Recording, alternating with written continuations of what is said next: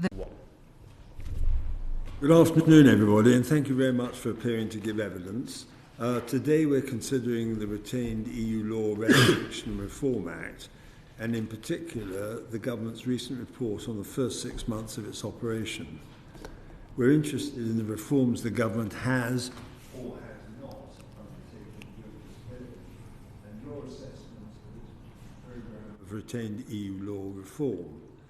And so before we get started, and for those watching at home, would you mind briefly introducing yourselves? I'll start first of all with Martin Howe, and then Dr. Garner, and then Professor Armstrong, because you're appearing remotely. So first of all, Martin Howe.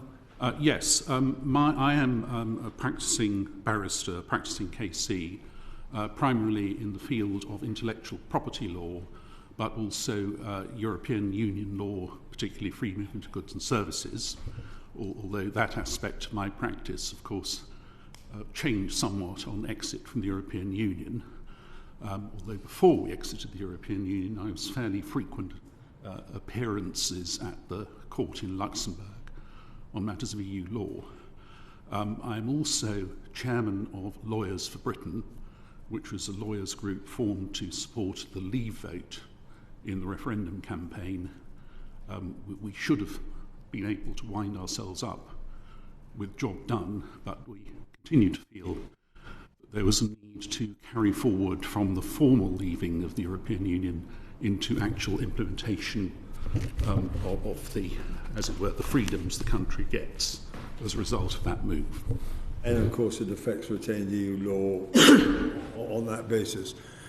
Good, thank you very much. Dr. Oliver Garner, please.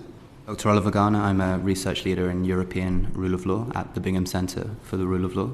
I'm also a research fellow at the Central European University Democracy Institute. Thank you very much.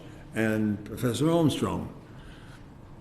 Thank you. I'm Kenneth Armstrong. I'm Professor of European Law at the University of Cambridge and a Fellow of Sydney Sussex College in Cambridge. Thank you very much indeed.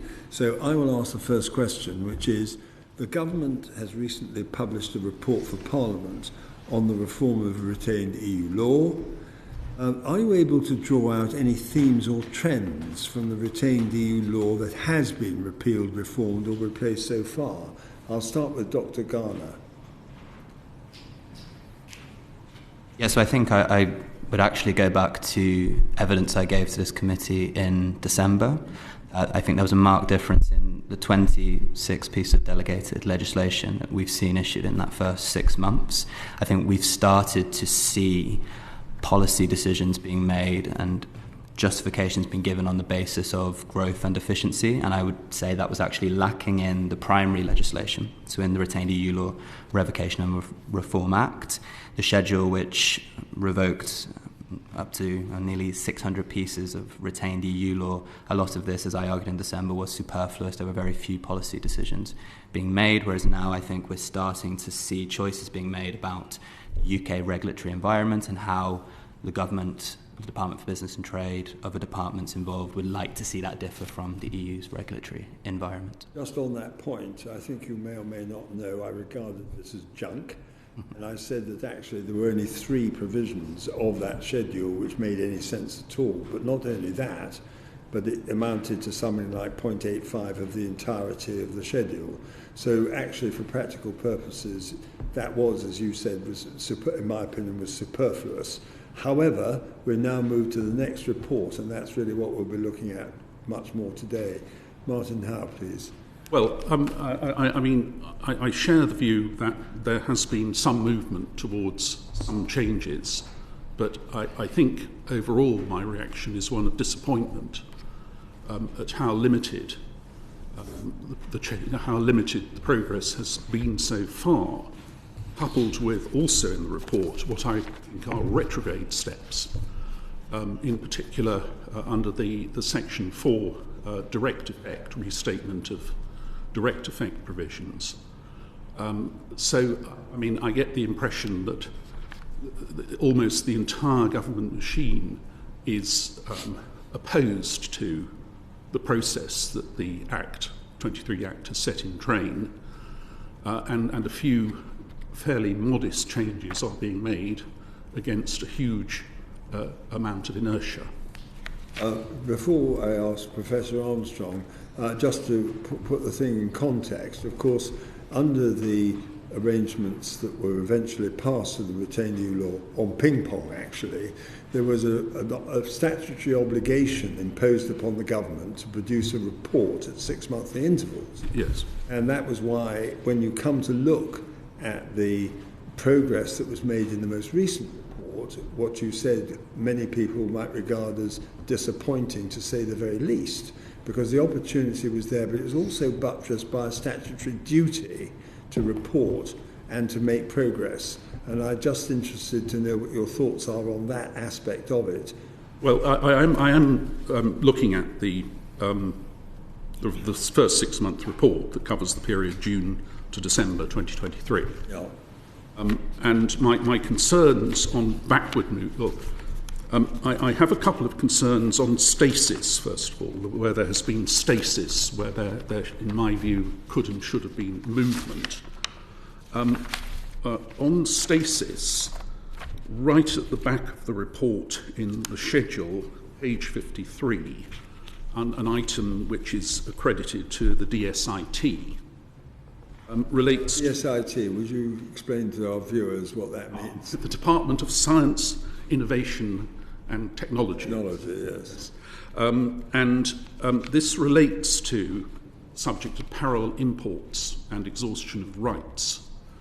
And a little bit of background, that formed quite a significant part of my practice when we were in the EU, that field. And what it is, generally, under our law, before we joined the European Union, in general, if a manufacturer put branded goods on the market anywhere in the world under the trademark, they could then be imported into the United Kingdom without restriction. That was the general rule. After we joined the European Union and following harmonisation of trademark law, the EU rule came, first of all, that effectively the same rules applied inside the internal market. But as regards imports from outside the European Union, bearing genuine trademarks, they could be prohibited by the trademark owner. The result of this is there are many fields where branded goods are more expensive, became significantly more expensive inside the European Union than outside. And there's a well-known case called Levi Jeans against Tesco, where they successfully blocked Tesco from importing genuine jeans from North America on trademark grounds. Now, whatever the merits of that when we were in the European Union, it's completely illogical to distinguish between imports from the EU and from other states now we have left. But that is what our law does, still, many years after leaving. I see. And this near final item in the schedule indicates a statutory instrument that has just preserved the current completely illogical position. And the problem is delay on this sort of subject costs money. It costs money for consumers in the UK. So this sort of inaction caused, I don't know what by, an over susceptibility of the government machine to vested interests, perhaps. It costs the country money. Or perhaps just a complete failure by government lawyers, for example, to do the job which is expected of them in the light of the requirements under the Act and the decision to leave the European Union, perhaps. Well, I can't comment further on the internal reasons of the government, within the government machine. But I regard that as deeply disappointing. The other area of stasis actually is not covered by the report, I don't think, but is actually in the finance bill, which I looked at the status of it, and I think it's still a bill, although it's completed all stages in the Commons. So we'll go straight to royal assent without consideration in the Lords, which contains Clause 28 on interpretation of VAT and excise law, and that provides that basically it keeps alive all the EU case law on the interpretation of VAT. And as far as I can see, retains general principles of EU law in this field. And again, this seems to me a retrograde step. And one thing I noticed about the report is that it almost treats the Treasury as a separate entity rather than as part of the government machinery responsible for implementing what the Act lays down. So the problem with this is then you have a field of law where you have an indefinite preservation of case law of the Court of Justice with all the problems that entails. Thank you very much. Professor Armstrong, please. Thank you very much. There's a number of themes that I think are important. One, I think, the first one, the wider policy context, where it becomes clear that what was previously Brexit opportunities is now being merged together with smarter regulation within the Department for Business and Trade, and that raises some questions about how well those two policy environments fit together and how much of change is driven by a smarter regulation agenda or not. I think possibly the second theme that I might draw out is perhaps contrary to what Mr. Howe just said, is where we look across to the financial services, the what's happening there in terms of changes to legislation. That does feel like there's an area where there is more of a driver for change, where it feels as though there is a set of interests that come together between the Treasury, the regulators, the Financial Conduct Authority, and also the industry itself in actually producing change. So in fact, some recent statutory instruments, the securitisation statutory instrument, for example, does try and shift the regime more fundamentally onto a domestic legal footing and making a bigger transformation away, I think, from the system that existed under EU law. I think the third theme would be around, and this does echo somewhat, I think, Mr. Howe's points about the use of the restatement power, the power to restate what was retained EU law or to restate assimilated EU law, and the way in which that can have the effects of codifying interpretations of retained EU law in the past. So those are some of the things that I think we see. And fourth theme, I think, to echo Dr. Garner's point about the other statutory instruments we've seen under the 2023 Act. Yes, there's new instruments coming through. Yes, there may be some indication of policy change. But what really strikes me looking at those, and I'd be very interested to hear what Dr. Garner thinks about this, is how heterogeneous they are.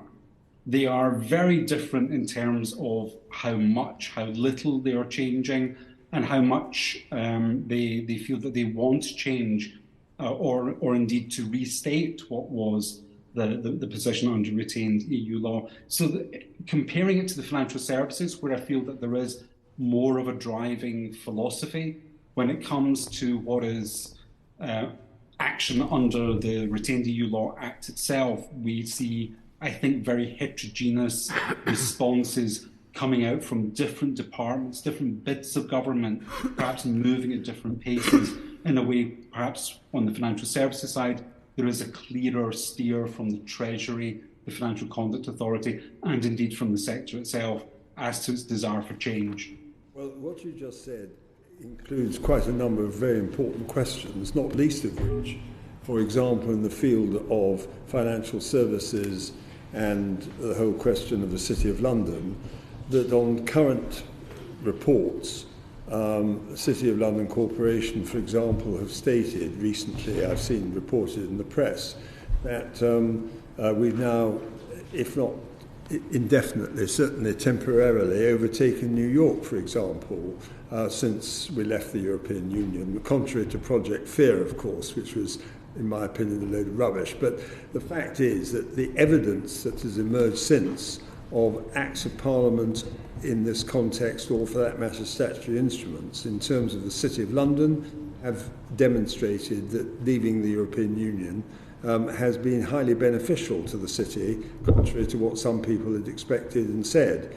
And the other thing that also intrigued me with your remarks was the extent to which there were certain departments which clearly were lagging behind as compared to others, and you sort of gave an impression, I hope I'm not misunderstanding you, that there were some departments who were more proactive, but ultimately some that were just simply not prepared to make the changes that might otherwise be expected. Now, in that context, do you think that the reluctance to do it comes from a sort of intrinsic desire not to do it, or do you think that they are just simply not up to the job?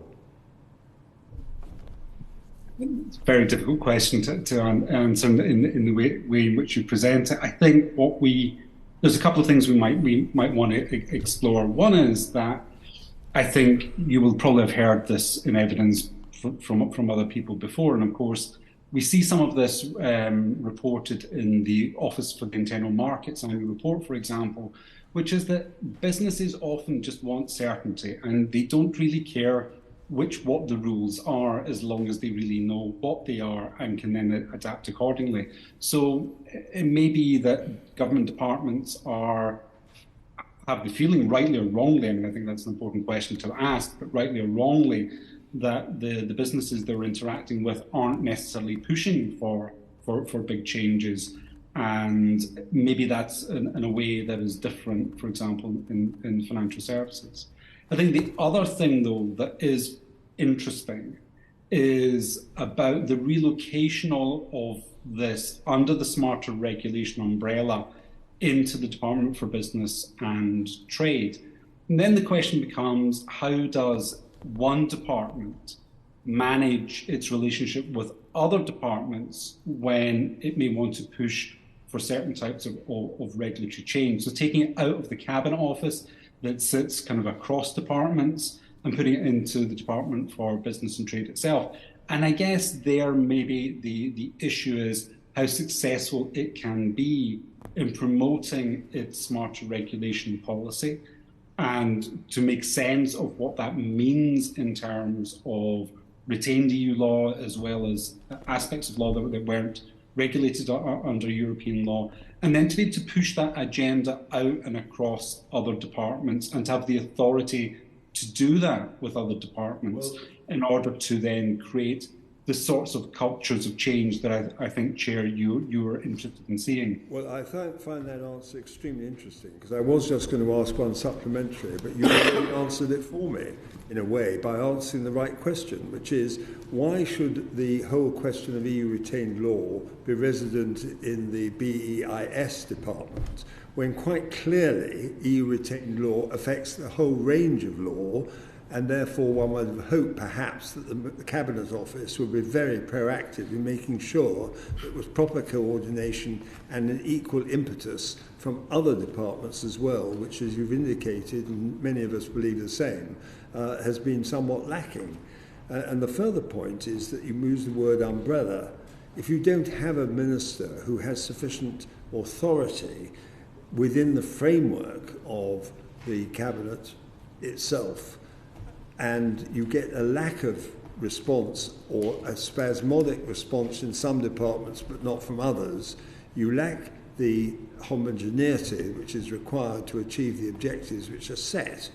And in a nutshell, therefore, the government would appear to need to have some other minister, we call him a czar, I think these days, would have the responsibility and the authority to drive this forward.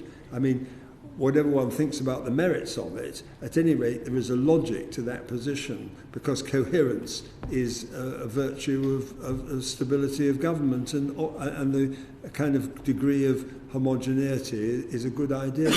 More or less volunteered that just now.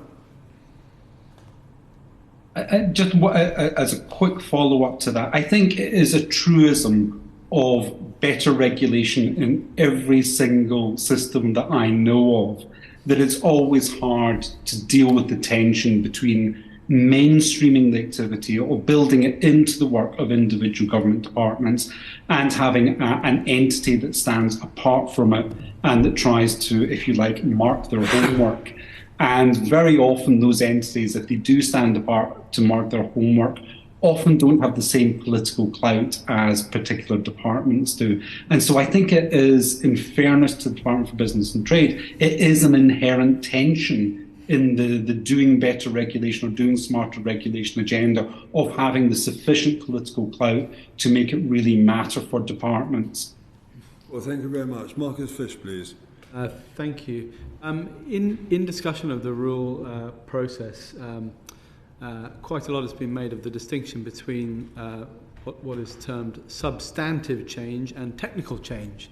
I was just wondering if the panel might be able to give us some examples of each, the difference between them, and have some sort of a comment on whether it's fair to say that there's so far been much more of a technical nature than a substantive nature. Would you like to go first? Yeah, I'd be happy to start. So, picking up on what the Chair talked about at the start, I think we can look at changes that are technical but also can be seen as being quite superfluous. I'd say that they're not necessary for goals that go all the way back to the white paper of improving economic growth, improving regulatory efficiency, but also improving clarity and accessibility in the law. I think it's probably worth bringing to the attention of the committee that I think in the plans for reform that are upcoming, there are probably examples again of what could be seen as quite superfluous change. So an example is on page 32 of the report, a mass revocation statutory instrument in relation to DEFRA. And I think the question here be, why is this being brought forward? What are the substantive benefits, or what are the clarity and usability gains? Because I think that tidying up the statute book is not enough on its own as an independent reason for regulatory reform. Otherwise, we could look at everything that's become outdated in the last 1,000 years, and it feels almost like organising one's computer files, deleting folders because you're procrastinating from doing real work. In terms of the distinction then from substantive reform, I think one that has come up, and I think it was mentioned in the letter from the Chair to the Secretary of State, was on the port services regulations.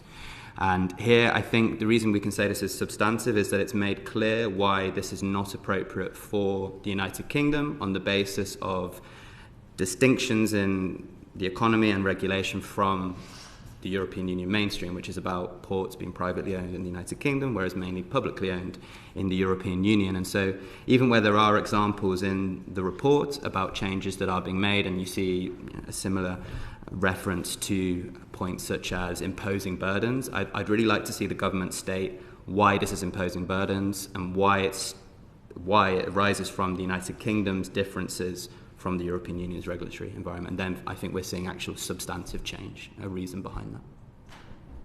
Martin Howe. Yes, well, I think I agree with Dr. Garner on the subject of simply repealing regulations which no longer have any real-life effect. I think it should be done, clear the rubbish off the statute book, prune it off. But it's not a big deal. On the other hand, I think there's another very important aspect of what could be called technical changes, because it strikes me that really there are two purposes in reforming and retained EU law. Purpose number one is, if you like, the policy purpose, which is, given the United Kingdom is now free to depart from the body of retained EU law, it seems to me inevitable that we ought to look at the content of the rules that previously were binding on us, whether their origin was legislation or court decisions in Luxembourg, and then take our own view as to whether or not we want to follow them or reform them or repeal them or whatever. But there's another second reason, which I also believe is important for clearing up retained EU law. And that is the issue of the nature of the law. Now, I've made this point before, but the legal education authorities, and I checked again on the latest position under the SQE, Solicitor's Qualifying Exam, keep EU law a compulsory core subject for all law students who want to progress on to, in fact, either the solicitors or the bar, starting from today. So we do educating entrance to the profession in a system of law which we've left a number of years ago, in order that when they come into practice, they're able to handle it. Now, one's first reaction, or my first reaction, perhaps not everyone's to this, might have been, well, this is just the innate pro-EU small c conservatism of the legal education establishment, wanting to keep hold of the past. But actually the logic of it is, while we have so much retained EU law still part of our domestic law, it is actually necessary for lawyers to have an understanding of the principles of EU law in order to be able to properly advise clients and practice in that field. And I think maybe in past evidence session of this committee, I made a prediction that unless something is done, in 35 years' time, we'll still have EU law as a core subject in lawyers' education, despite having left so many years ago. And the point is this, that if you have legislation which is framed in the European Union manner, with European drafting techniques and interpretation to a large extent by case law and materials that are not quite familiar with the interpretation of domestic legislation, such as the legislative history of a directive that gave rise to measures and so on, you have to retain legal skills in order to interpret and apply that law. And it becomes increasingly incoherent over time, because as time goes past, the law you're looking back at is the historical law of the European Union, not the law today. Although, for some purposes, one might look at post-exit cases. And it seems to me, therefore, an important part of the purpose of the reform of retained EU law should be to rebase it, so it no longer requires reference back to European Union legal sources for its interpretation and application. Now, if that's achieved alongside the process of substantive reform, that is good, because it's best to only do the job once. But even if you're not substantively reforming it, my view is there's significant value in the process of restating in a way that doesn't require looking back to the case law and other European Union legal systems. On that question, if I may, Francis Benyon, who was quite a distinguished and well-known commentator on statute law and wrote a book on it, wrote a book in 1983 when we were in the European Union completely, but he actually had some very interesting analysis of the nature with regard to the question of interpretation of law by comparison with what he had been brought up with in the years preceding our entry in 1972. And I put that, as it were, slightly on the record, because what you've just said is incredibly important, which is surely that if you are going to move into a new era of legislation making, you shouldn't be applying the old systems of interpretation for the purposes of continuing something which has been abandoned by Act of Parliament and which has been abandoned by a referendum. Is that not really, in the simple terms, what really is at stake? Mm. Well, I would agree with that, Sybil. Yes. Professor Armstrong? Thank you. I guess the distinction between what's technical and what's substantive. I mean, substantive involves policy choices, involves making different policy choices. Technical, I think when you look at the Schedule 1 acts that were repealed, almost all of them were non-legislative acts in the EU parlance.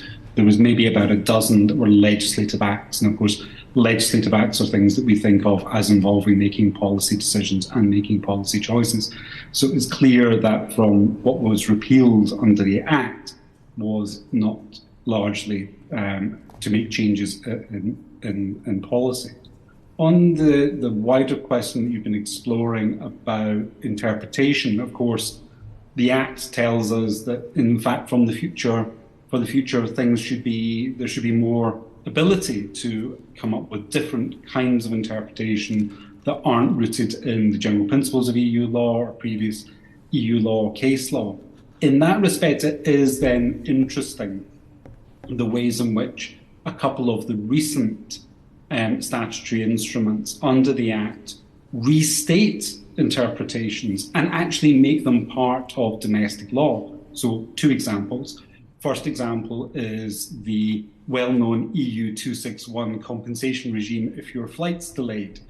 A couple of years ago, the then Transport Secretary Grant Shapps announced that there's going to be a fundamental change to the regime. It would be aligned with domestic rules on rail and ferry delays.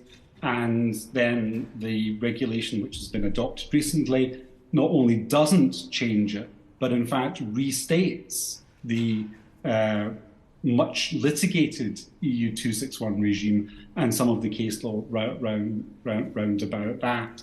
The other instrument is the Equality Act amendment, where, importantly, the restatement will actually change the primary law itself. So whereas the aviation one is a change to secondary legislation, the Equality Act regulation will actually change the Equality Act itself to restate elements of the interpretation of the law there. So in some ways, I think there is a tension there between the intention of the Act to create some space and discretion for interpretive change, and then the use of statutory instruments to restate the law, and in fact to codify and formalise those interpretations as a matter of our law. As you may have noticed, I was one of those who actually voted against that change when we had it in front of the delegation committee and then a deferred division. I entirely agree with the sentiment that you've expressed, but you were explaining it as something which had been happening. The question of whether it should happen is another subject. But Marcus, did you want to follow up on what you were saying earlier? Yes, I was going to just ask, we looked at the latest report into the progress on rule and thought that maybe there might be only 2 of those things that were worthy of note within there out of the 26, which is not a particularly good ratio. And one of those was on whether we could have our wine in pints rather than in other measures. So it's arguable how practically relevant to the sort of form of the UK that is. But it sounds, Professor Armstrong, like you actually think that it might be even worse than that in terms of some of the gold plating through statutory instrument. Is it fair to say that what they are doing is worse than irrelevant? I think what it does is it's almost, I was thinking about this today, in a sense there's almost like a second wave of the Withdrawal Act in the sense that I think there's been a realisation in some departments that once we got into 2024 there was a possibility of some degree of legal uncertainty as to the interpretation of certain provisions. And therefore a desire to remove that uncertainty and therefore to put it on a legislative footing rather than leaving it in case law, which might then be litigated. And maybe Mr. Howe has views on these from the point of view of a litigator, is that there is something then different about a court then interpreting the Equality Act or a statutory instrument that has actually codified those interpretations rather than those remaining as aspects of assimilated case law and the restrictions that then apply to how that may be changed by the courts. But I think I would just pull back a little bit and say when we look across those statutory instruments, I would repeat the point I made earlier. They are very different in qualities, and it's quite hard to draw out very clear conclusions as to what degree of policy change there is. There's some elements of change. There's some elements of restatement. Perhaps, though, to go back to the examples that Mr. Howe was giving earlier about intellectual property, that is maybe an area where you can contrast it quite strongly with the instruments that have been adopted under the Financial Services and Markets Act, where you've got a big regime, lots of different instruments that existed under EU law, and where you've got 2 statutory instruments, I believe, at the moment, and where I think you would reasonably conclude that there doesn't seem as if there is a strong desire to change the regime. Now, you might want to ask, well, what are the push and pull factors that explain that? Partly maybe because some of these norms and rules derive from bigger international commitments. And those are things which bind the EU as well as would bind the UK, because those are commitments we've entered into. But it is, I think, striking if you take the 2 intellectual property instruments themselves and think about what is the policy environment around them in terms of regulatory reform, regulatory change, and does it feel as if there is a desire to make change in those areas? Thank you. Yes, so now move on to Greg Smith, please. Well, thank you, Chairman. Afternoon, gentlemen. The government is applying the principles of what it calls its smarter regulation programme to the reform of retained EU law and assimilated law. So can I ask you, first up, are those suitable principles to follow in this debate? And almost coming off the back of the Chairman's earlier question about it all being focused in bays at the moment, are those principles too narrowly focused to bring about any meaningful reform of retained EU law and assimilated law that obviously covers all areas of life? Martin, perhaps start with you. Well, I'm sorry to sound slightly cynical, but better regulation has been a recurring theme of successive governments, and it has always proved extremely difficult to translate from very admirable better regulation principles into practice, because there are always, difficulties, either political difficulties or difficulties with the industry concerned that's affected and so on. Indeed, I think certainly if you're going to change, if you're looking at changing the existing body of retained EU law, then changing it in a way that regulates better and smarter is a very good principle. But it's not the only reason for making changes.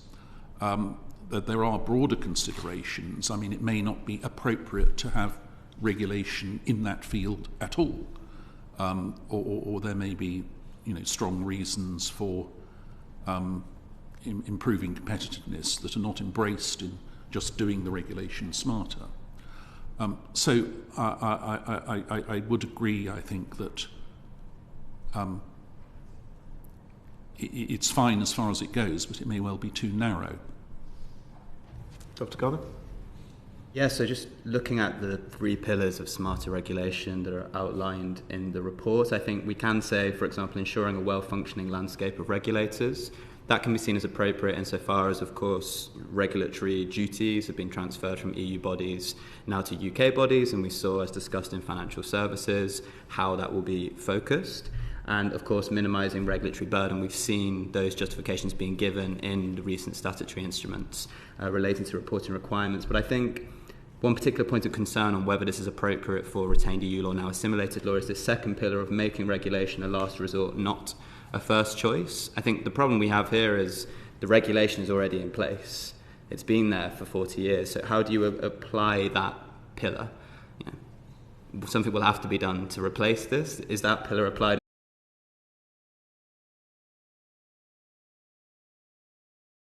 That's more proactive. That's looking forward to new policy areas. That's not entirely appropriate for looking back at 40 years. And another point I'd make more broadly is, of course, EU law, the European Union, is not just about economic regulation, and of course evolved from European economic communities into a union based on values, as the union states itself today, the court states. And I think we see this in the report so in this final section on the Section 4 rights, I think we can see the considerations of principle that may be balanced against policies of smarter regulation. So page 40 states that a consideration for the government is upholding its high standards on equalities and rights and taking steps to ensure that necessary rights are preserved after the end of 2023. And actually going back to what Professor Armstrong said earlier, I think this might explain some of the heterogeneity insofar as certain departments will be looking not at what the regulatory gains could be, the economic efficiency gains, but what rights could actually be affected and even what litigation could occur. So I think that this programme, it can be useful for the Department for Business and Trade's own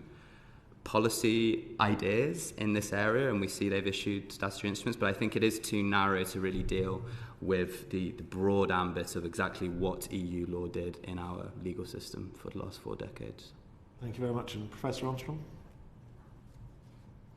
I fear that there is a simple lack of clarity as to what the relevant principles are. I mean, Dr. Garner rightly highlights the 3 pillars that are noted in the report, but if you step back and look at the May 2023 Department for Business and Trade policy paper that launched smarter regulation, kind of smarter regulation for economic growth, something like that, it talks about the 5 principles of Brexit opportunities.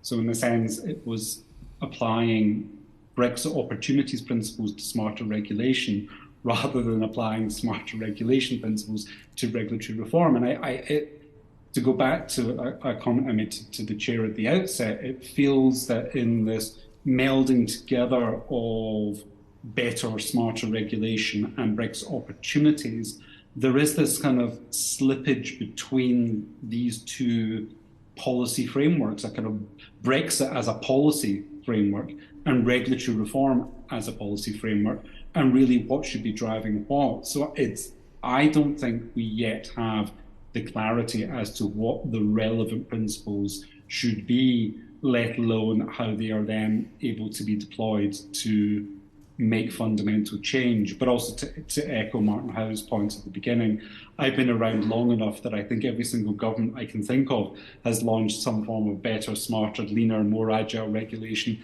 and it was ever thus. So in a sense, there's this is not new ground in terms of whether we can articulate principles of better regulation that can actually really drive a process of change and evolution in the regulatory landscape.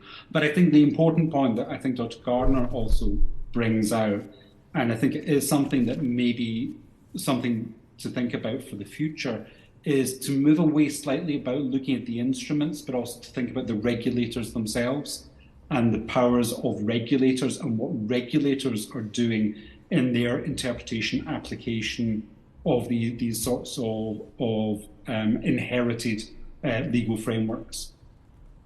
Thank you. Thank you. David James, please. Thank you, Chairman. Dr. Garner, I was struck by your reference to the practice that some of us have to procrastinate by assembling large numbers of files on our computer and then deleting them and then feeling we've achieved something. The government's report appears to be measuring its success by the number of pieces of REUL that have been amended or revoked. Would you say that that is the right measurement of success? And if not, what other metric do you think could be used? Yes, you're right to say that indeed it's a very almost hard quantitative approach being taken. So at page 5 of the report, there's the goal to have over half of all retained EU law either revoked or reformed by June 2026. I think one point I'd make to the committee is that very specific numbers are given for both of these, and that's something that might want to be pried at, as it were, in the future reporting periods, because it would be good to know whether the Department for Business and Trade has an idea of what these pieces of retained EU law will actually be, or whether they've just set a number and then they're looking to fit the agenda towards that. I would say that I don't think that a quantitative approach is appropriate. I think that a qualitative approach is really necessary. And this goes back to actually evidence that was given by Joel Rayland at our last session about how one piece of assimilated law as it is now could be more important than hundreds of pieces. So an example that was given by the chair in his letter to the Secretary of State pertained to retained EU law that was being discussed during the Rwanda Supreme Court judgment. And a key point was, had this retained EU law been revoked or not?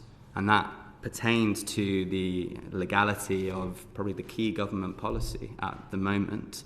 So the approach I would take is a qualitative policy salience approach, and I think this could have been taken to identify and retained EU law in the first place. But I would say that perhaps criteria of both upstream considerations and downstream considerations could be proposed. So these upstream considerations could be: did the UK government resist this policy during voting in the Council of Ministers before it became implemented in the UK as retained EU law?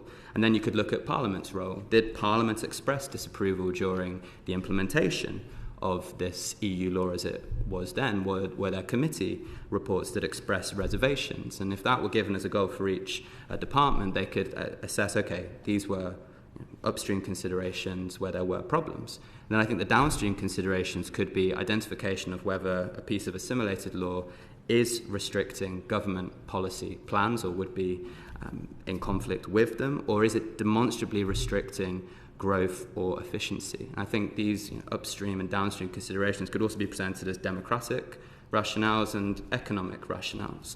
And I think we'd then be able to identify the salience of the law we have on our statute book if each department were given a very clear instruction to identify the retained EU law that's on the dashboard now, present to the Department for Business and Trade or the Cabinet Office which of these pieces of assimilated law fulfill these criteria, and then the government could think about what can we do to address this. Thank you. Professor Armstrong. I very much agree with Dr. Garner's remarks there. I think that is that's all right. Yeah, I don't think I have anything that I would add to that. Thank you. Mr. Howe. I too am in agreement. I mean, counting numbers of instruments is a very crude, broad brush approach. I'm not able to come up with an alternative metric. No doubt your computer, Mr. Jones, would be able to count the number of words inside each instrument, if so instructed, but I'm not sure that would shed any further light on a quantitative type exercise. I think to add to Dr. Garner's point about the utility of actually looking back to the origins of some of these measures, because inside the government machine there should be the resources to find out what the British government's policy perspective was when various when directives are adopted, and also the ability to find out what the United Kingdom's position was when it made submissions to European court cases. Again, that would be a useful exercise to look back at those, then consider. It doesn't mean automatically, because we opposed a particular interpretation, back in 2009, ergo we necessarily want to get rid of it as part of our law in current conditions. But it strikes me that that is something that ought to be looked at as part of the exercise. Thank you. Thank you. Yes, and on that very question, you may be familiar with the work of Simon Hicks in VoteWatch, which actually has been, and as I understand still continues to be, a resource for working out exactly what was taken into account at a given point in time. And there is some oversimplification of the manner in which laws that were made by the Council of Ministers behind closed doors by majority vote, and without even a transcript, as we have with our daily Hansard, is an undemocratic process in itself. And I raise this, as you may know, on many occasions, because there is a serious contrast between that and the way we legislate in this country. But in this VoteWatch operation that was being conducted, it's very interesting to see the number of cases where it was decisions taken by consensus. And of course, when it's taken by consensus, it isn't real consensus. It's because you know you're over a barrel, because before you even go in the room, you know that what the decision is going to be by majority vote. So that is a question of democracy as well. So many of these laws, which were passed under that regime in the last 40 years, as Dr. Garner said, were actually made in a context where we'd abdicated our ability to make our own laws on our own terms, surrendered to the idea of subjugation by majority vote. And actually, right now, if you take, for example, immigration law, there are people in the European Union who are extremely angry about the fact that they're having compulsory quotas and compulsory fines imposed upon them by the system of behind closed doors decisions being taken, when in practice they do not want them and their voters are voting with their feet against them. So there is what Dr. Garner said, and he wasn't asked a question about this, but in his usual manner came forward with a very interesting, important point. Actually, it's actually about democracy as well. So that 40-year period, and all the speakers, all the three of you together have contributed to this, and it's very helpful to the committee to highlight the fact that we're now in a different regime. And if you get rid of the supremacy of EU law, as you're supposed to have done under the arrangements, whether it's within domestic law or whether it was extraneous to our own domestic law as it was in that 40-year period, it doesn't really matter. The real question is, how do you interpret the law? What kind of laws do you actually make in your own parliament? And is this not the greatest expression of a democratic sovereign nation operating in an independent manner because it's regained its right to do so? Well, Sir Bill, I would agree fully with the point you raise, or one particular point, which is that it is not, probably in the majority of cases, it is not possible to work out from the public record what the position of the United Kingdom government was in the Council of Ministers when, say, a directive or regulation was passed, because it's actually very rare to have an overt dissenting vote, an actual measure passed by majority vote, because almost always the process is that there's a negotiation. It becomes clear that the majority will pass a certain provision, whether you like it or not, and then one negotiates for perhaps a softening of it in some way, or presenting it in a way that is more acceptable. So in terms of, if you like, now we are free of that process, how do we look at the laws that we have inherited from that process? It does seem to me that the internal resources of the government machine in finding out what was the internal position of the government of the day on a measure at the time are likely to be a valuable resource over and above public resources in deciding, was it really sensible for us to have adopted this particular measure as part of EU law? That's very helpful. I think that pretty well summarises that part of the equation. I'm now going to move on to another question, which is related to primary legislation. Because in some cases, the government have used primary legislation other than the Retained EU Law Act procedure to amend, replace or revoke retained EU law. And we've touched on this already, of course, which is the question of the Financial Services and Markets Act 2023. But there are others, and it brings up also this very question, the matters that Dr. Garner referred to briefly on the question of the Rwanda judgment and the immigration laws. And one of the things that's really peculiar about where we are at the moment that strikes me, and I ask you this question, do you not agree that going back to our previous discussion, where I think pretty well all the witnesses were agreed that there was an emphasis on what was going on and I'm now going to correct myself, I called it the BASE department, it's the Business and Trade Department now, so I stand correct myself on that.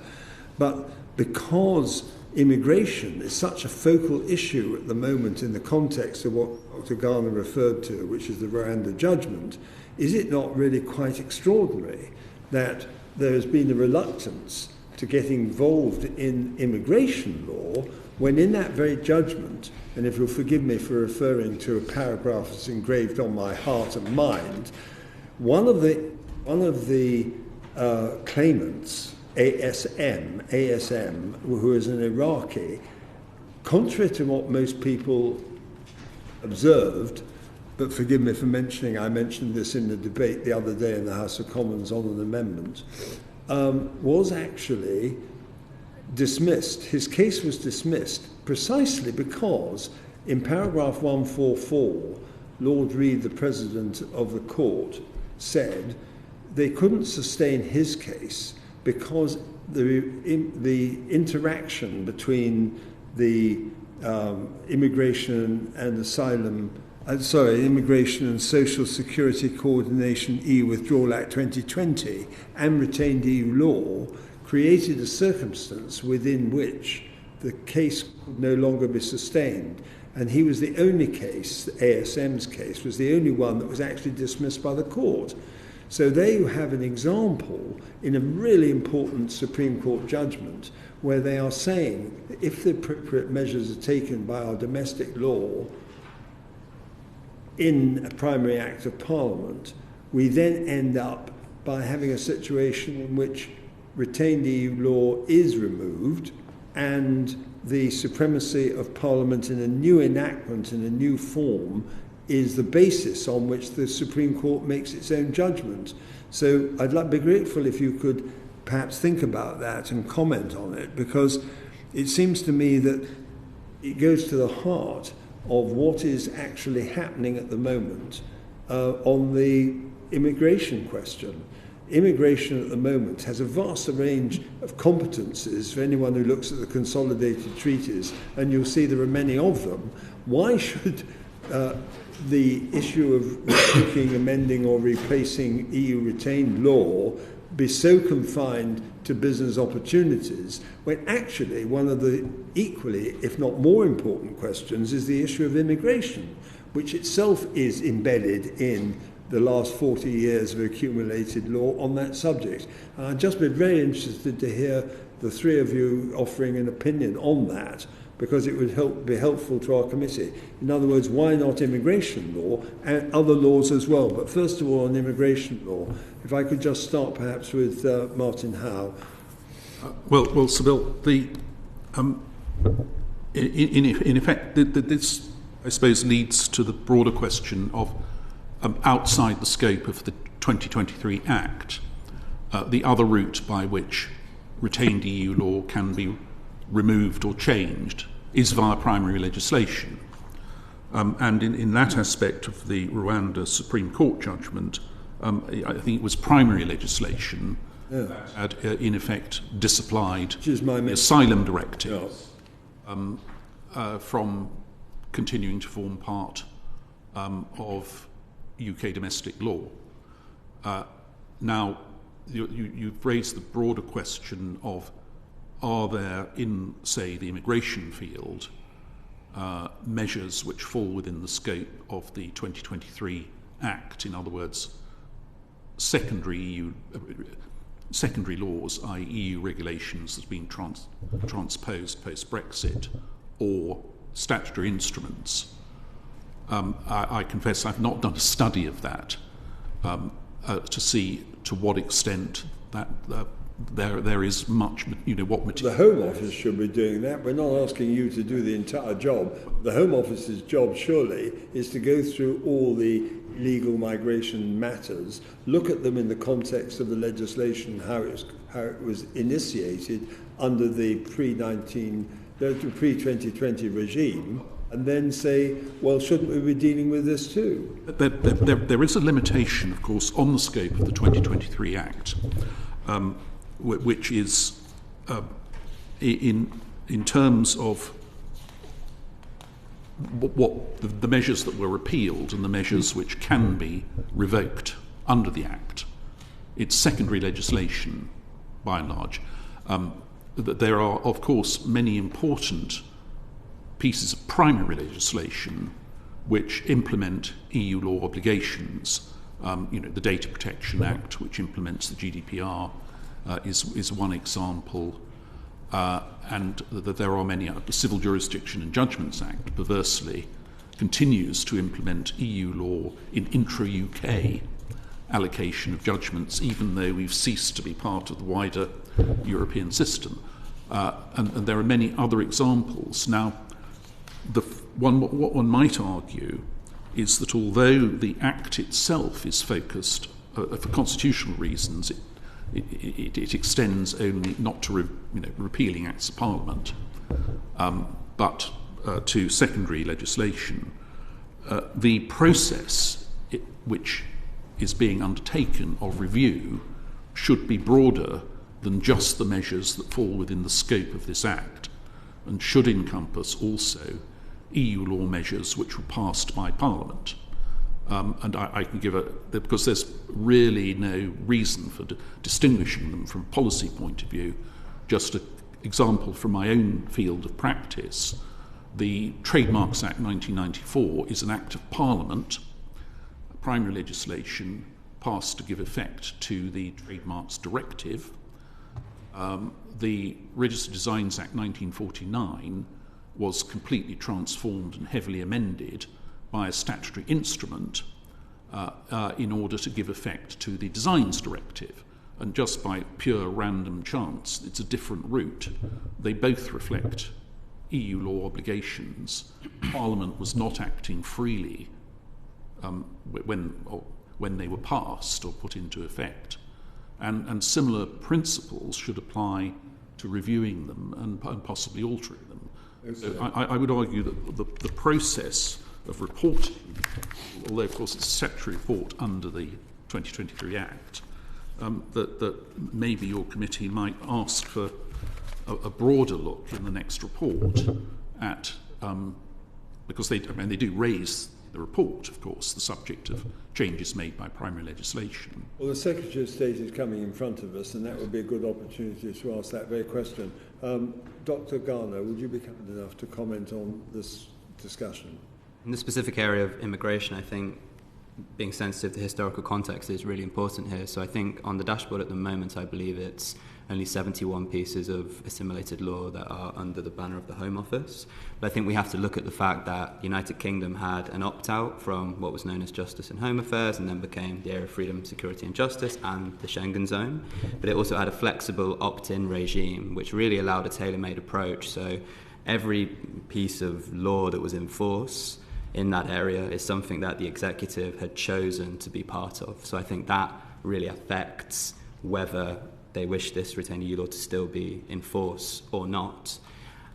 On the specific question of the Rwanda regime now, I'd say this is an example where the reform of assimilated law can come through the new positive policy agendas being brought forward proactively in primary legislation. So I'm not an immigration law expert, but I believe it was regulations in 2004 that implemented the EU law on the Dublin system of transfers. And then obviously with a new system being instituted to a third country, Rwanda, that is repealed, that is superseded by the new system. So really you don't need the secondary powers under the Act to do this. It's very clear on the face of the new legislation. And I think this goes to a point I would like to make about how I think this is really how assimilated law should be reformed from now on, precisely because of that terminology. It's now being assimilated. It's been shorn of these legacy features from EU law of primacy and general principles. And so I think it should be down to the departments in charge of positive policy agendas, proactive policy agendas, to determine what pre-existing assimilated law needs to be repealed in the way it would do in any area of the domestic legal system. I think it's about normalisation of what used to be EU law in terms of the processes of the UK legal system. Well, that's very interesting. Professor Armstrong, please, on the same subject. I think just to make one, maybe just try and connect back to the discussion we had at the outset about what explains, if you like, the modesty of change. Well, you would think that in a system where you create an Act of Parliament, that it itself removes a chunk of rules and then creates powers for ministers to revoke or reform other acts. Those are secondary acts.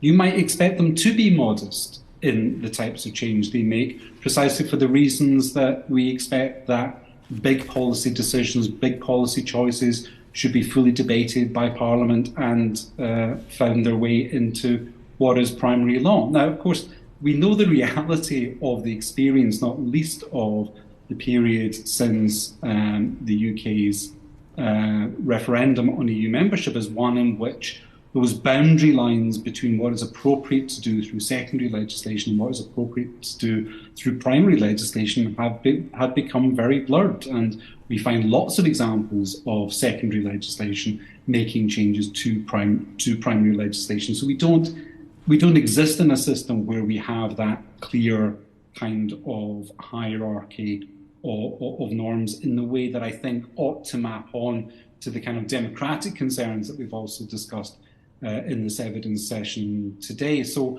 in a sense, if there is concern about a lack of movement and change, perhaps that is also then driven by the sense that perhaps those are things that ought not to be best done through secondary legislation, and that there should be a clearer policy agenda, complete with primary legislation, that allows Parliament to exercise its rights and for this committee and other committees to exercise the appropriate scrutiny that comes with proper policy change at a primary law level. That sounds like a very good proposal until one asks the question, how long would all this take?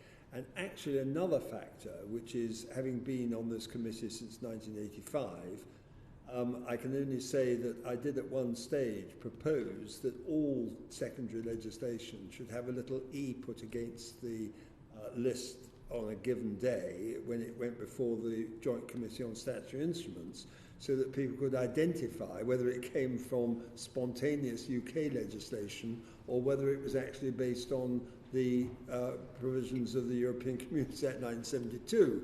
And they did actually adopt that idea for a period of time. I think it's been discontinued. But to apply that to an Act of Parliament is much more difficult because it's a mixture, it's a mélange of a whole lot of other things. But your point is well taken.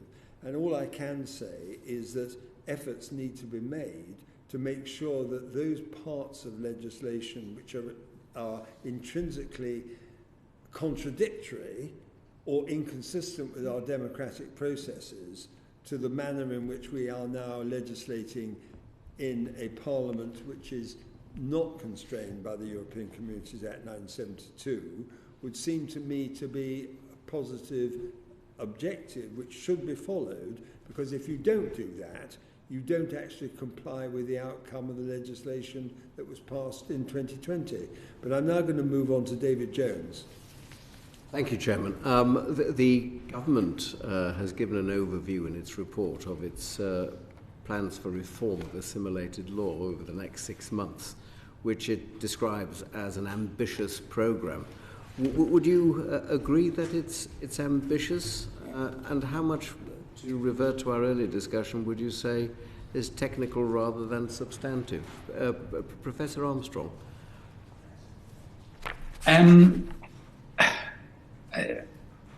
Again, I think it takes us back to conversations we've just been having about what are the metrics of success, how would we measure that, and one answer I didn't give to Mr. Jones as a better answer than the one I gave to his previous question is that, of course, if you're thinking about what the ambition is here and what the metrics are, then obviously if this policy is being reframed as one dealing with economic growth and competitiveness, then in a sense that should be the thing that then drives the ambition, and looking for those sorts of changes that you think would create the maximum level of change in terms of reducing regulatory burdens, increasing competitiveness, increasing productivity, while also maintaining high standards of regulation, which we want to ensure, because that actually is the point of regulation. So I think the rather obscure answer to your very precise question is that I think the measure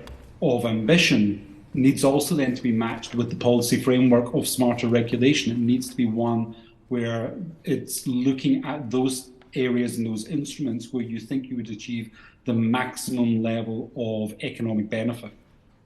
Thank you. Mr. Howe. Well, I mean, on this subject, I found the Table 2 on page 15 of the report of some interest, because again, we come back to questions of metrics, but it proposes what looks like quite an ambitious forward programme.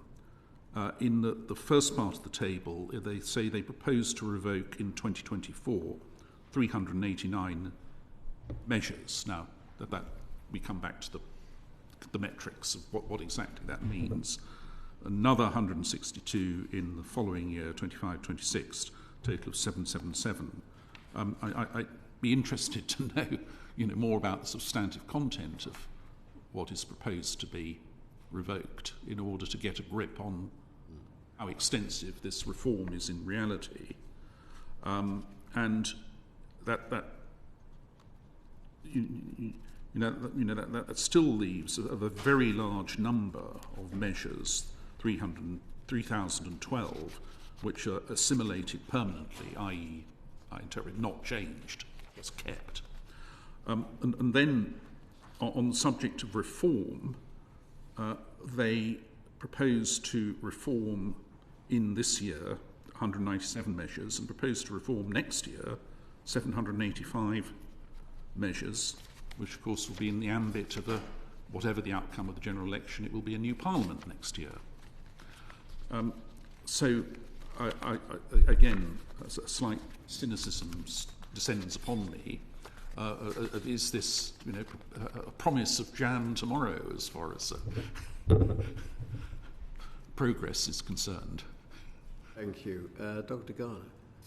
Yes, in terms of ambition, I suppose I take a more tailored approach and look at certain reform proposals where we do see the kind of justifications being given that we've been discussing as positive, as representing a qualitative approach. So perhaps one of these is on clinical trials. So to see that the objective is to grow the thriving clinical research environment in the UK, you see there's a clear justification being given, which is about a sector of the economy wanting to boost that because of the new regulatory freedom. But then on the other hand, I think there's, maybe to go back to what I said about procrastination, there are numerous examples here of what is, I would argue, superfluous. So an example is about invasive alien species of special concern, and so it's about 10 species will be delisted because of their inability to establish in GB under foreseeable climate conditions. So this brings me back to the discussions we had in the last session about fishing treaty retained EU law being revoked because the UK does not fish in those waters. It's a point where the factual context means that surely this is simply not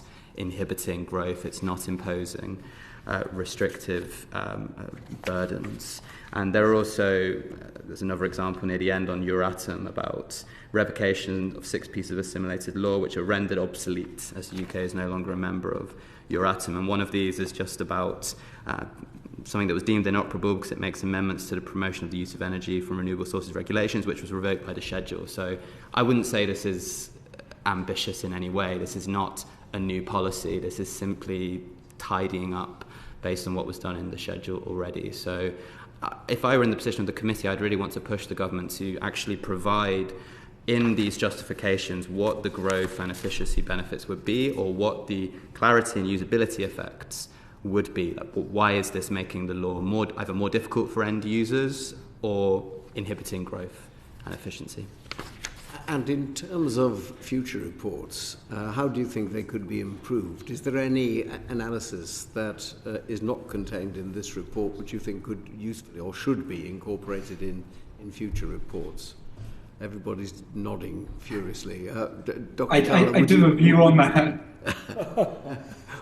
Would you like to start, Dr. Garner? Yeah, one point to make actually is about the interpretation of the statute, because it's stated in section 17 that it's about the future plans for reporting periods, and I think it's not entirely clear exactly what the periods are. So these plans are outlined as being throughout 2024, so there's a question there of, is this covering both periods of December 2023 to June 2024 and June 2024 to December 2024. And I think it's important to clarify that because, one, you want to avoid duplication in the next report you receive in June. But I think also it might be a way of pushing the government. If you can say the Section 17 says future reporting periods, you could try and push the government and say this means all the way to 2026. And you've outlined the number here, so please give us the idea of what this will be. And in terms of what could be included, I think something that would be really useful is perhaps if there were a quick summary of impact assessments and also the responses in consultations, the opinions of stakeholders on the previous reporting period, because I think the explanatory notes to the statutory instruments so far have been really useful because they have outlined where there's been consultation response, the opinions of business, and I think that will be really useful for the committee and for Parliament to see what was the driving debate behind this policy decision, and is this statutory instrument actually fulfilling what business stakeholders would like it to do, and especially if those responses maybe identify different areas where businesses felt changes could be made. So I think that could be useful in future reports. Very interesting. Mr. Howe, how do you think it could be improved? Well, I think that the best way to improve it is probably to focus on specifics. And I think I'm in agreement with Dr. Garner that the metrics of X instruments that leads to possibly not very useful exercises in culling things that don't make much difference, and therefore getting on top of a key series of proposed areas of reform, and then, if you like, asking the Secretary of State for the next report to report on each of those fields what progress has been made in the next report. It strikes me as a much more productive approach and more useful for the committee than just looking at the sort of numerical totals in Table 2. And Professor Armstrong? My response is a bit of a thought experiment. If you think about two different kinds of report that will be out, so one is the second report on the operation of the Act. The other report that will come out next month is the report of the Office for the Internal Market under the Competition and Markets Authority.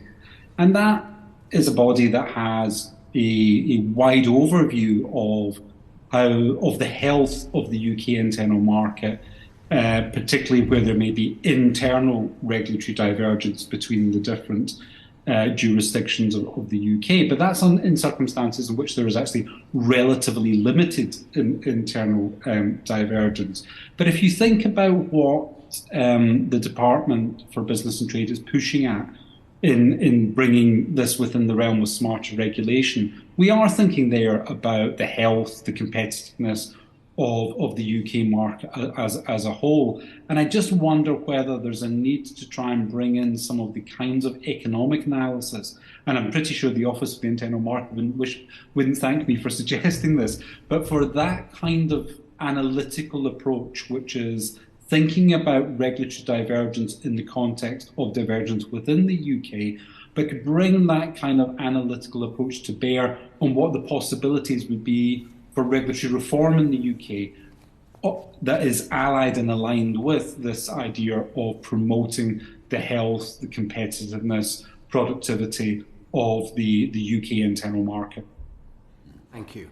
Thanks. Yeah, and one further point which might be useful to consider in this context is that since we've left the European Union, and I'm taking the 30th of January 2020 as its sort of point of departure, if you like, one of the most extraordinary things, and this is all available on Eurolex, or Eurolex it's called, I think, which is the accumulated list of all the legislation that is still passed in the EU. There are slightly different ways of modelling it, but in practice, it's a minimum of 6,000 plus EU laws, and it could be as many as 7,500 EU laws which have been passed by the EU since we left, but of course don't apply to us at all, except of course in the context of the single market with respect to Northern Ireland, which is a very important bit of unfinished business. But the question is, surely, that if that is the case, then one of the reinforcements of the idea that we've now retained and restored to ourselves the right to be able to govern ourselves in accordance with decisions that are taken by the voters and also by government within the framework of our constitutional arrangements as renewed since we left. The fact that we've escaped from something of the order of 7,000 EU laws is a highly significant part of the progress that has been made, and sometimes, if I may say, gets ignored because it's a big number of laws. And somebody, I don't know who the chap who was who worked it out, somebody said if you put all the pieces of A4 together to demonstrate how long that is, somebody, I have no idea whether this is true or not, the pieces of paper would extend all the way from Somerset to Scunthorpe and back again. I mean, it sounds rather an extravagant idea, and I'm not sure that I would put my name to that, but it's obviously a significant number of laws that have been made by the EU which don't apply to us. And I'll leave it at that. But now I'll ask John Crellis if he'll ask the next question.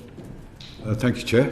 Good afternoon, everybody. Can I go back to one of the Chair's supplementary points he made earlier on, which I think Professor Armstrong did touch on in one of his replies, but I'd like to invite the other to touch on. That's the machinery of government question, because assimilated law has bounced around Whitehall, shall we say. I mean, there was DEXU, the Cabinet Office, the Department of Business, Energy, Industrial Strategy, now with the Department of Business and Trade.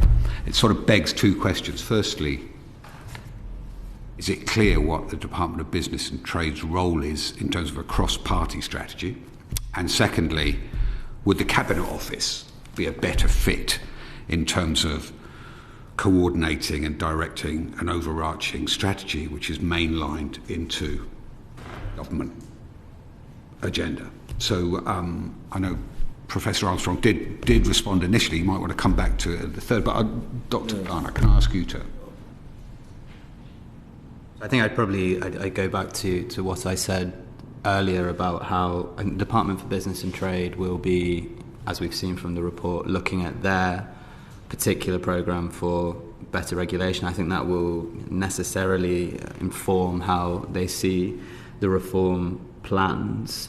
I do think if this policy salience approach were taken and it were coordinated from the Cabinet Office, I think you'd have a situation actually where maybe the exercise would be seen as less onerous within the department. So if each department were given a clear instruction that we need you to find the most salient assimilated law, the assimilated law that the UK resisted at the time, the assimilated law that you believe could impede your plans, it then goes from quite nebulous exercise of identification, which, as the Chair's letter to Kemi Badenoch points out, has involved subcontracting to law firms, which has been opaque, so it all feels quite disparate and disconnected. There have been different methodologies for determining this. If you did have a very clear steer that said, these are the criteria, be it democratic, economic, come back with a list of the most important and what your ideas are of what could be done, that would be far more cross-cutting. And it would go beyond just the questions of growth and efficiency, and it would allow also, for example, things to be balanced, as is done in the report, about rights of individuals, etc., and you'd see the different interests of different departments more clearly, I think. Very clear. Thank you. Well, I mean, with deference, I don't necessarily have particular expertise in the machinery of government. I look at it. Given your earlier statement about your frustrations with lining it into the centre of government, would that be a? I would have thought that this is a cross-government policy, right. and undoubtedly there will be inertial resistance to it, just from, individual departments are busy, and if they're forced to, they may not have any particular impetus to change anything, or even to look at it. It's just easier to let things stay as they are. And you do need some form of central driving force in the government machine to make it be taken seriously. Now, you regard the Prime Minister as that driving force in the last resort?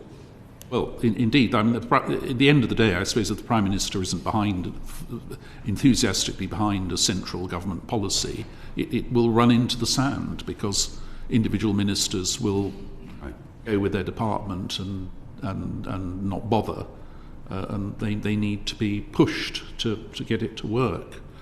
Indeed, an impetus was provided by the bill, the 2023 Act, in the form in which it left the House of Commons, in which, of course, there was a cut-off date, so that the job had to be done. Now, my preference on that is it's slightly reverse. I think the process should have been started earlier to give more time before the sunset date to allow things to be done in a less rushed and more considered way. But with the abandonment of that cut-off date, of course, the danger is there just is no real impetus to get the job done. But in fairness to the Prime Minister in this context, you may or may not recall, you probably don't generally, but actually the day upon which the second reading took place of the retained EU law bill was actually within 1 hour of the Prime Minister becoming Prime Minister by visiting Buckingham Palace from the new King. And actually, it did have its second reading that afternoon, and since then, he has taken significant steps to try to make the process work, but perhaps too confined to the question of business and the stuff we've talked about this afternoon, rather than some of the more important or equally important matters like immigration and other things that go with it. I don't want to sound too negative, because I don't believe that nothing has been done, and I don't believe that what has been done is insignificant. That's not enough. But in a sense, a lot that has been done is presentational rather than substantive, like repealing a large number of measures which are not effective. Yes.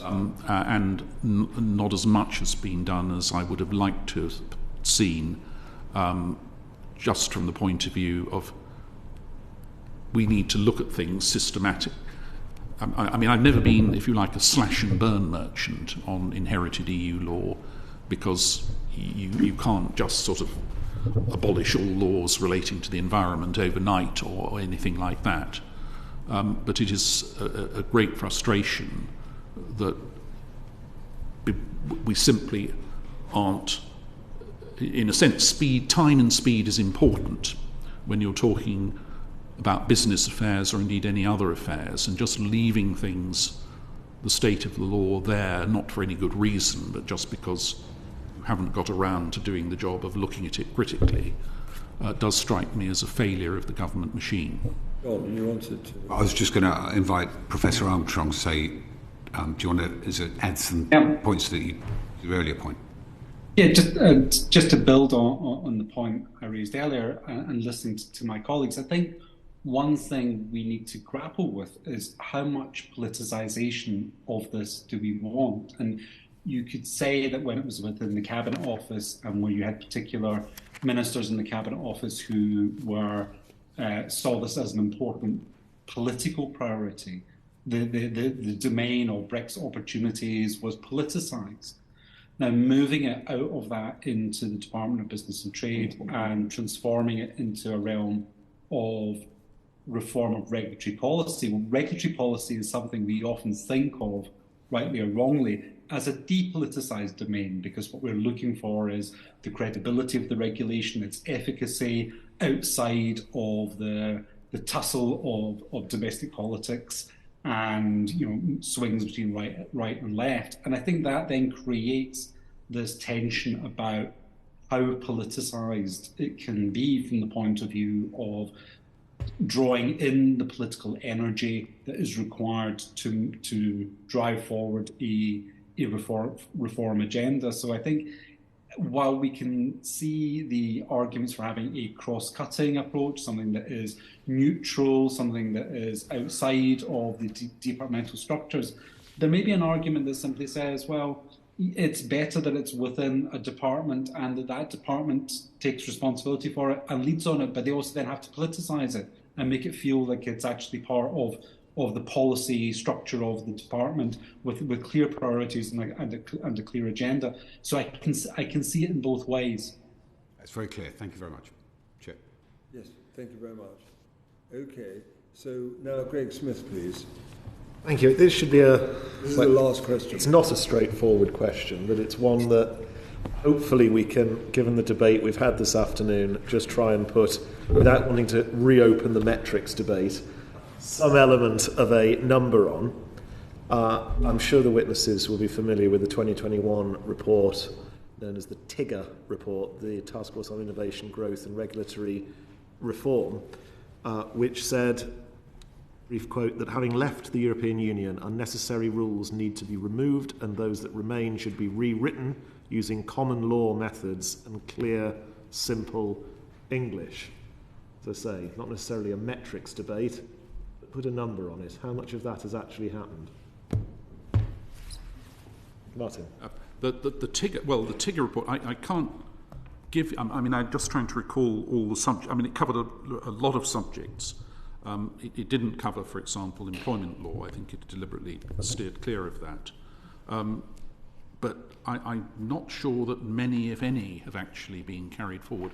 I know for certain that its recommendation on parallel imports, the subject I raised earlier, has not been carried forward. And the crisis of indecision carries on now 3 years after the TIGGR report. On the second aspect of your question, which is rewritten in simple English and clear language and common law principles, a very good thought. It's easier said than done when it comes to regulations in complex areas, but it certainly is something that should be aimed for. And I think that couples with the answer I gave earlier, which is it is important that new replacement laws are not subject to having to interpret them by reference to a background of European law cases or previous European law instruments. That they should be freestanding so they can be interpreted without recourse to that. And then maybe we'll get to the, with all respect for Professor Armstrong and his teaching of EU law principles to his students, we might get to the stage where it doesn't need to be a core subject in the education of all lawyers.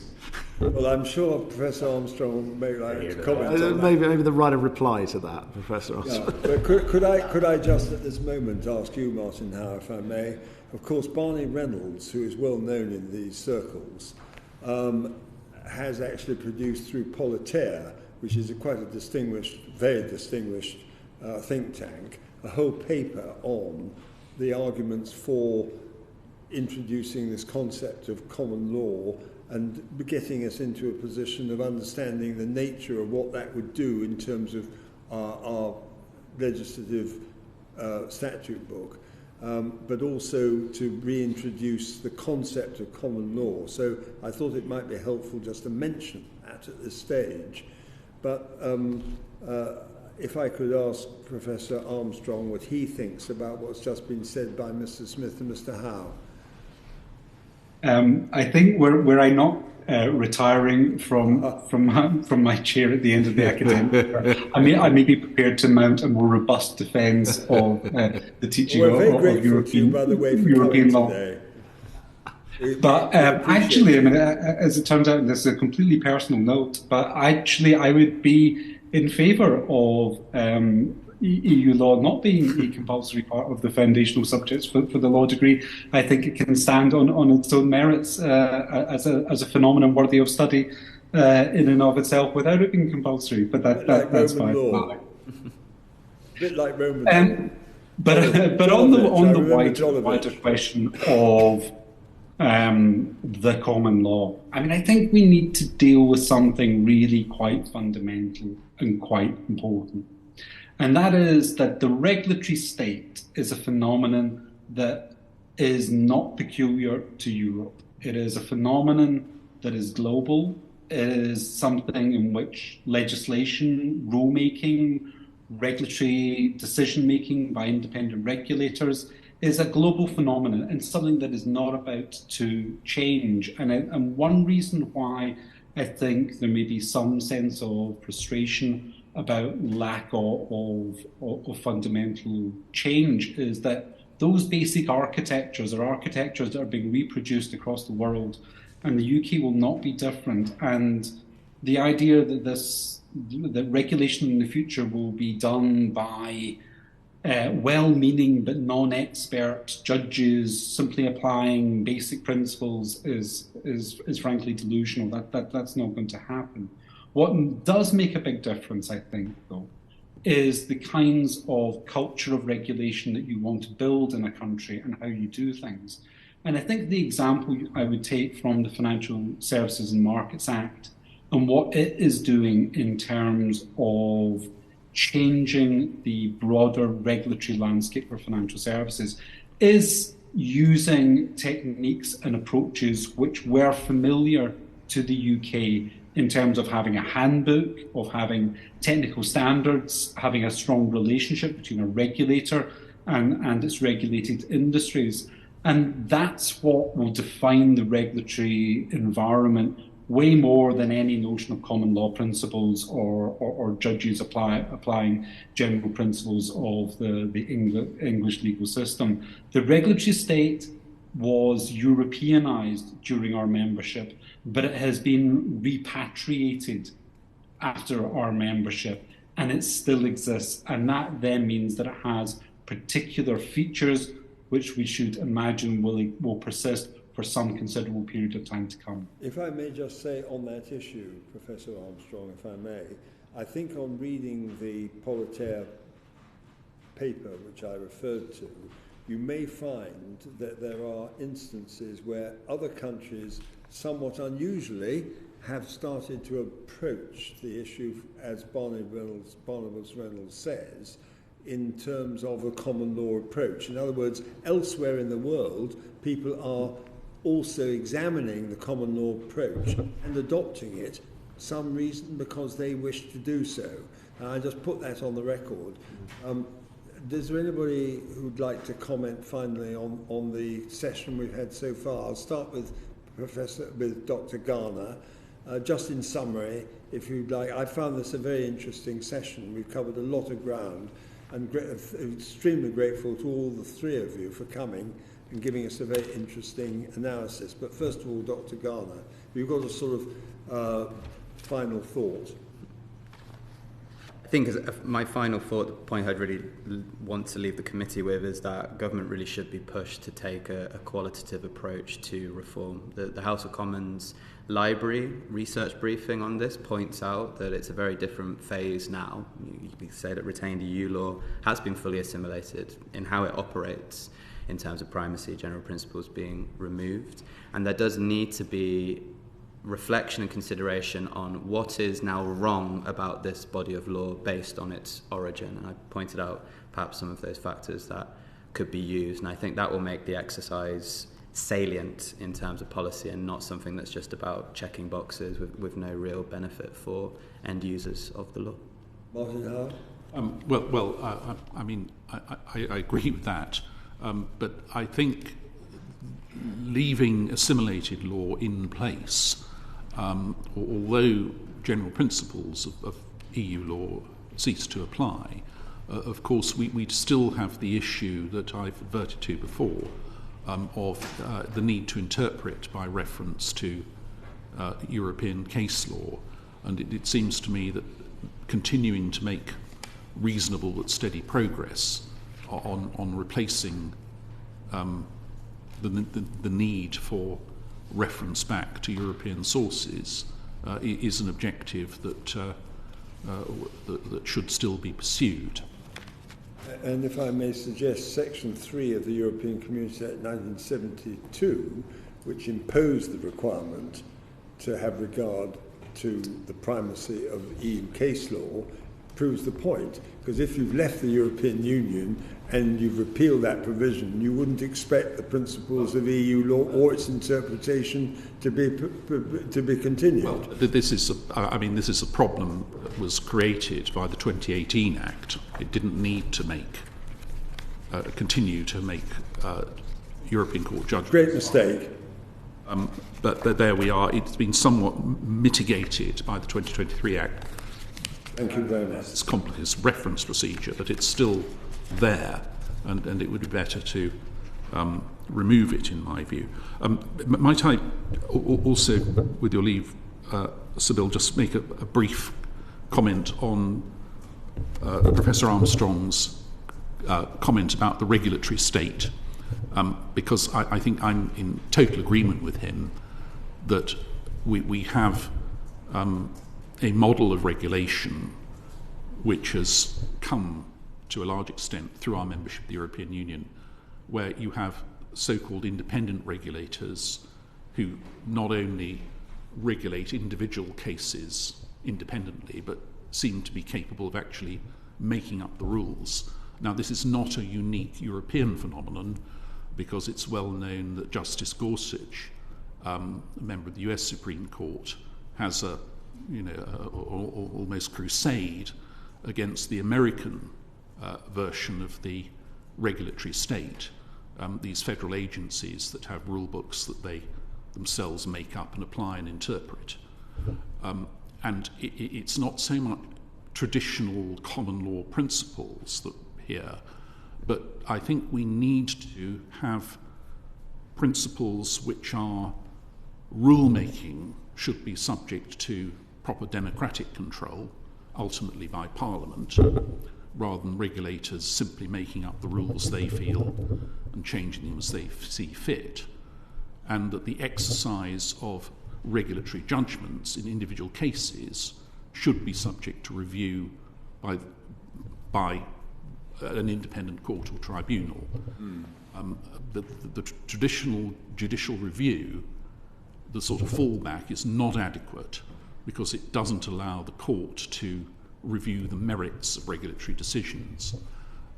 So I believe we do have to have a greater emphasis on providing, in order, if you like, to tame the regulatory state, adequate processes of review by courts or tribunals who have the expertise to actually look at the merits of decisions. Thank you very much. And lastly, Professor Armstrong, and I must say I want to thank you very much for coming, as well as the others, but I understand that, at this present time it's easier for you to come through the Zoom from Cambridge, and we understand why. So would you like to just finally make your comment on the proceedings? I would. So, William, I was very disappointed not to be able to be with you in person today. It would have been a pleasure to be before you and your committee again. So, no, I simply want to thank the members for their very interesting questions, and of course to thank your clerks for the usual professionalism in organising today's session. Thank you very much. Well, order. Thank you very much for an interesting session. Thank you. Thanks very much. The proceeding has ended.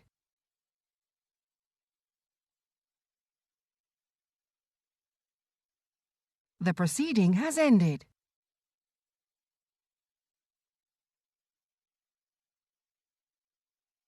The proceeding has ended.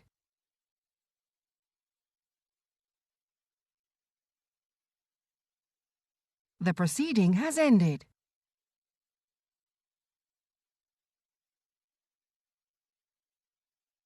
The proceeding has ended.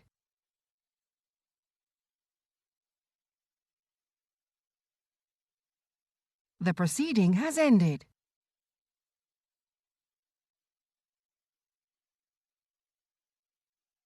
The proceeding has ended.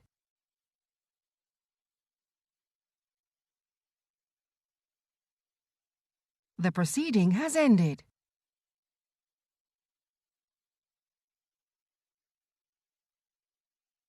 The proceeding has ended.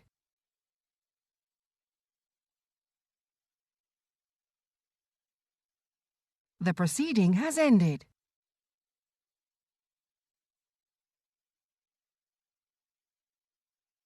The proceeding has ended.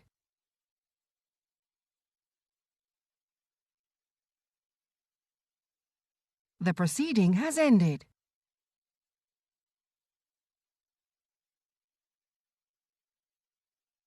The proceeding has ended.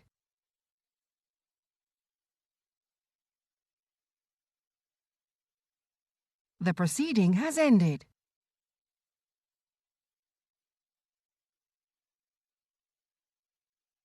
The proceeding has ended.